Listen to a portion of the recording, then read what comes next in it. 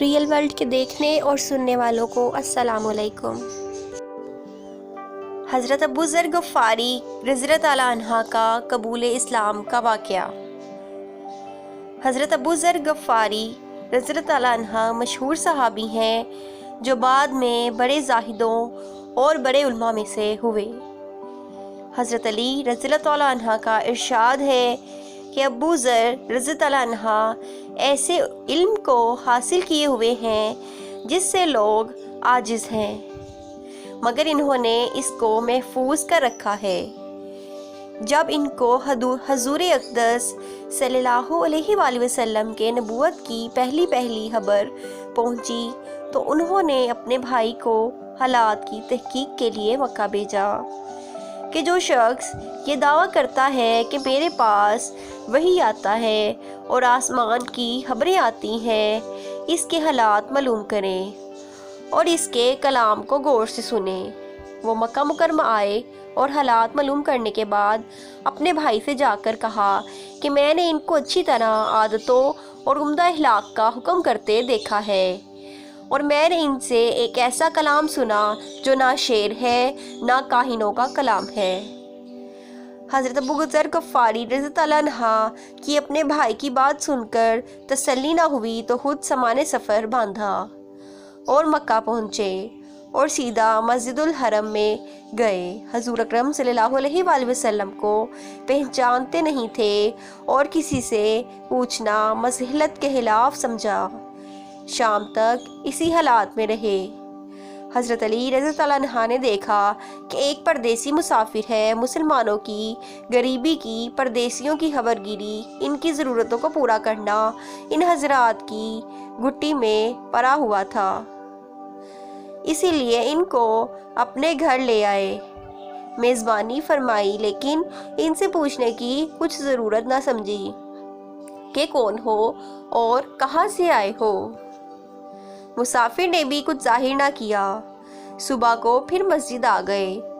دن بھر اسی حالات میں گزرا کہ خود پتہ نہ چلا اور دریافت کسی سے کیا نہیں۔ غالباً اس کی وجہ یہ ہو گئی کہ حضور صلی اللہ علیہ وآلہ وسلم کے ساتھ دشمنی کے قصے بہت مشہور تھے۔ آپ صلی اللہ علیہ وآلہ وسلم کو اور آپ کے ملنے والوں کو ہر طرح کی تکلیفیں دی جاتی تھیں۔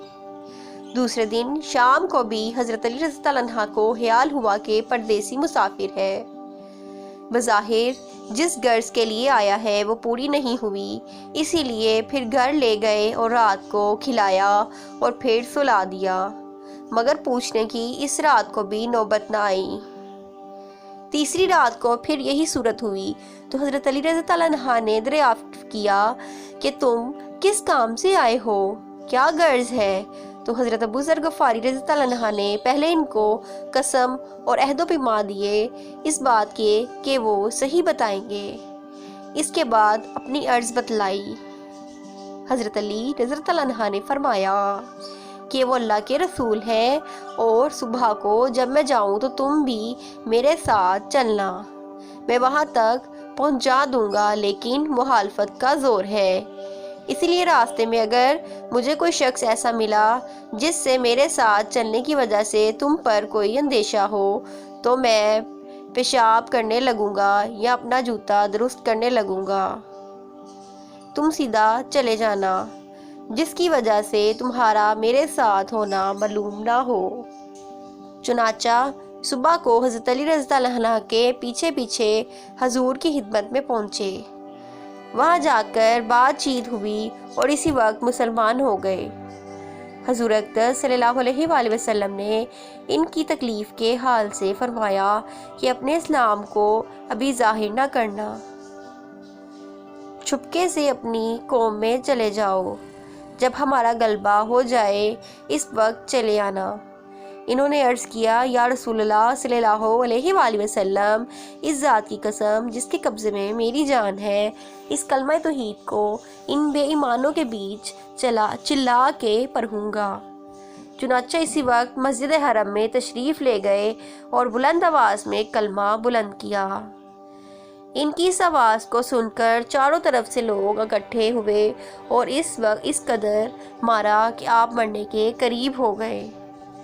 حضور صلی اللہ علیہ وآلہ وسلم کے چچا حضرت عباس رضی اللہ عنہ جو اس وقت تک مسلمان بھی نہیں ہوئے تھے، ان کے اوپر بچانے کے لیے لیٹ گئے اور لوگوں سے کہا کہ یہ کیا ظلم کرتے ہو، یہ شخص قبیلہ غفار کا ہے اور یہ قبیلہ ملک شام کے راستے میں پڑتا ہے، تمہاری تجارت وغیرہ سب ملک شام کے ساتھ ہے، اگر یہ مر گیا تو شام کے لوگوں کا آنا جانا بند ہو جائے گا۔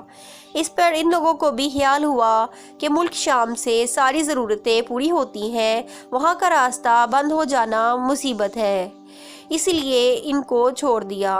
دوسرے دن پھر اسی طرح انہوں نے جا کر بلند آواز میں کلمہ پڑھا اور لوگ اس کلمے کو سننے کی تاب نہ لا سکے، اسی لیے ان پر ٹوٹ پڑے۔ دوسرے دن پھر حضرت عباس رضی اللہ عنہ نے اسی طرح ان کو سمجھا کر ہٹایا کہ تمہاری تجارت کا راستہ بند ہو جائے گا۔ تو ناظرین، یہ تھا حضرت ابو غفار رضی اللہ عنہ کے اسلام قبول کا واقعہ حاصل۔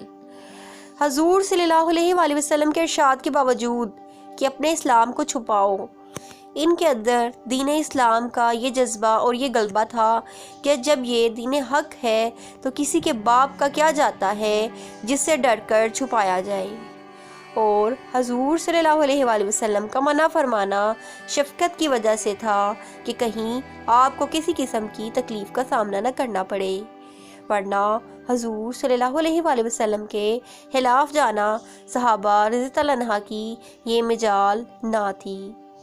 چونکہ حضور اقدس صلی اللہ علیہ وآلہ وسلم خود اسلام پھیلانے میں ہر قسم کی تکلیفیں برداشت فرما رہے تھے، اس لیے حضرت ابو ذر غفاری رضی اللہ عنہ نے سہولت پر عمل کی بجائے حضور صلی اللہ علیہ وآلہ وسلم کے اتباع کو ترجیح دی۔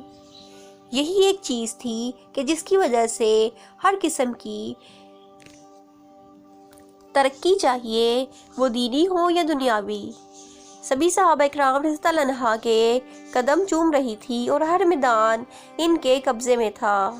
جو شخص بھی ایک مرتبہ کلمہ شہادت پڑھ کر اسلام کے جھنڈے کے نیچے آ جاتا تھا، بڑی سے بڑی قوت بھی اس کو نہ روک سکتی تھی اور نہ بڑے سے بڑا ظلم اس کو دین کی اشاعت سے ہٹا سکتا تھا۔